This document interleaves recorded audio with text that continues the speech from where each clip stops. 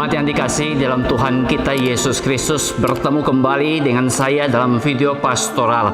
Kali ini saya akan membahas satu tema yang sangat penting, yaitu berita tentang salib. Mari kita akan melihat di dalam 1 Korintus pasal yang pertama, ayat yang ke-22 sampai dengan ayat yang ke-24. Demikian bunyi firman Tuhan. Orang-orang Yahudi menghendaki tanda, dan orang-orang Yunani mencari hikmat.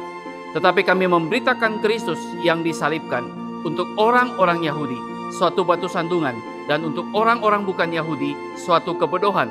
Tetapi untuk mereka yang dipanggil, baik orang Yahudi maupun orang bukan Yahudi, Kristus adalah kekuatan Allah dan hikmat Allah. Saudara, penyaliban merupakan eksekusi mati yang kejam dan sadis di sepanjang sejarah. Peristiwa penyaliban Yesus sempat dibuatkan film yang sangat terkenal, yaitu The Passion of the Christ. Nah, saudara-saudara, pengamat film mengkritisi film ini bahwa film ini terlalu banyak mempertontonkan kesadisan. Di sisi yang lain, para penafsir Alkitab justru menganggap bahwa apa yang disajikan dalam film itu belum benar-benar mengungkapkan kesadisan yang sesungguhnya. Bagi pengamat atau penafsir Alkitab, mereka beranggapan bahwa kejadian penyaliban Yesus jauh lebih sadis daripada yang disajikan di dalam film The Passion of the Christ. Kenapa, saudara? Karena memang kenyataannya demikian. Itulah sebabnya, saudara-saudara sekalian, bagi orang-orang Yunani yang memang mencari hikmat, yang selalu berkutat dengan filsafat, mereka memandang berita tentang salib itu adalah sebuah kebodohan.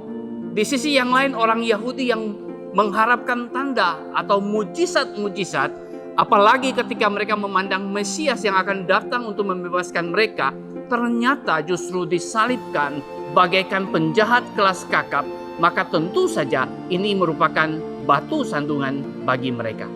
Namun saudara, bagi saudara dan saya, orang-orang yang percaya di zaman ini, kita tahu bahwa salib memang itu lambang daripada kekalahan atau kehinaan.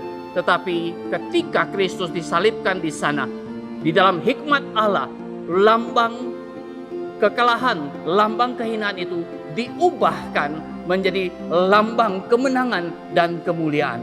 Itulah sebabnya, saudara-saudara sekalian, salib itu terpanjang di dalam gereja-gereja Tuhan. Namun di akhir-akhir ini sangat disayangkan, ada beberapa gereja yang tidak lagi memasang salib di dalam gereja. Saya bersyukur oleh karena di gereja kita, di belakang saya ini masih terpanjang salib yang besar, satu tanda kemenangan dan kemuliaan yang dilakukan oleh Kristus di dalam menebus dosa-dosa saudara dan saya. Itulah sebabnya kita bersyukur karena salib masih tetap menjadi berita yang layak untuk kita sajikan, yang layak untuk kita beritakan, karena disitulah Tuhan Yesus menebus dosa saudara dan saya. Biarlah kiranya kebenaran firman Tuhan ini boleh menjadi berkat bagi saudara sekalian. Amin.